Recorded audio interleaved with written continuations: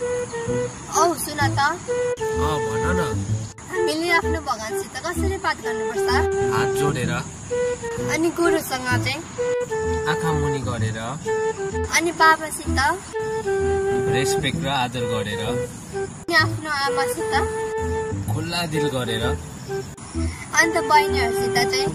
माया गरेर। अन्त भाइहरूसित चाहिँ? मन खोलेर बोल्नुपर्छ। सानो नानीहरूसित चाहिँ?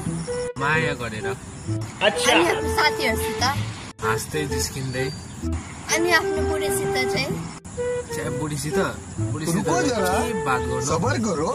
बात गरेर पनि बेसी बात गरे झगडा भइहाल्छ। No no no no